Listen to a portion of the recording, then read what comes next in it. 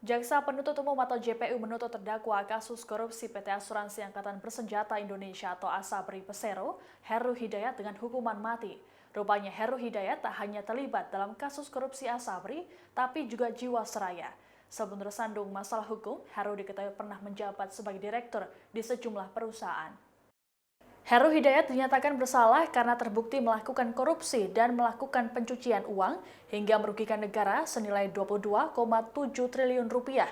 Dilansir oleh Kompas.com, Heru Hidayat merupakan Presiden Komisaris PT Trada Alam Minera. Ia menduduki jabatannya sejak tahun 2017 berdasarkan Akta Keputusan Rapat Umum Pemegang Saham Luar Biasa atau RUPSLB nomor 14 tanggal 19 Oktober 2017.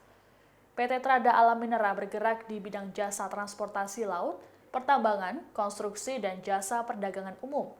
Selain menjabat sebagai Direktur Utama Perseroan, Heru juga merangkap jabatan sebagai Direktur di PT Paridesa Bara Abadi sejak tahun 2014 dan Direktur PT Maxima Integra Investama sejak tahun 2014.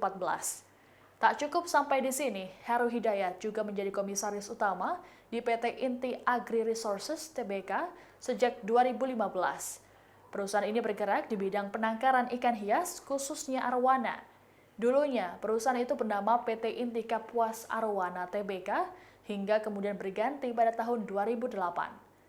Heru pun pernah menjabat sebagai direktur di PT Inti Kapuas Arwana pada tahun 2004 hingga 2005.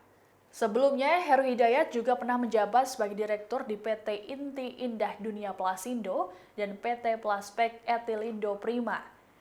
Heru bekerja sebagai direktur PT Plaspek Etilindo Prima pada tahun 2000 hingga 2005, sementara di PT Indah Karya Plasindo tahun 2004 hingga 2005. Selain terlibat dalam kasus Asabri, Heru Hidayat sebelumnya divonis seumur hidup dalam kasus Jiwasraya. Ia merugikan negara sebesar 16,8 triliun rupiah. Uang hasil korupsinya digunakan untuk berfoya-foya.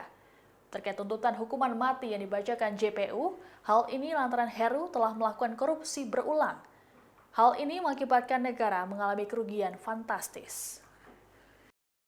Tuntutannya sangat fantastis, ya, menuntut mati. Ya, menurut kami itu tuntutan yang sangat berlebihan dan menyimpang. Kenapa kami katakan menyimpang? Sebagaimana tadi jaksa juga sebutkan, ya kan? Pasal 2 ayat 2 adalah pasal yang dipakai untuk menghukum mati di dalam Undang-Undang Tindak Pidana Korupsi. Sedangkan tadi teman-teman juga bisa mendengar, di dalam dakwaan Bapak Heru Hidayat, jaksa itu mendakwa Pak Heru pasal 2 ayat 1 dan pasal 3 Undang-Undang Tipikor serta pasal 3 dan pasal 4 Undang-Undang Tindak Pidana Pencucian Uang. Tadi juga di amar tuntutan, teman-teman dengar sendiri. Jaksa menyatakan Bapak Heru Hidayat bersalah di pasal 2 ayat 1 Undang-Undang Tindak Pidana Korupsi. Di mana pasal 2 ayat 2-nya? Di dakwaan tidak ada.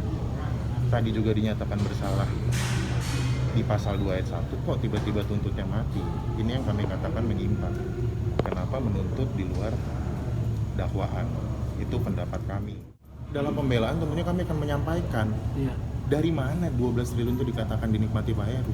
Sepanjang persidangan menurut kami tidak ada bukti-bukti yang menunjukkan adanya aliran 12 triliun kepada Pak Heru ataupun kepada orang-orang yang katanya afiliasi Pak Heru. Demikian informasi terkini, jangan lupa untuk terus perbarui informasi Anda hanya di kanal YouTube Tribun News. Terima kasih sudah nonton, jangan lupa like, subscribe, dan share ya!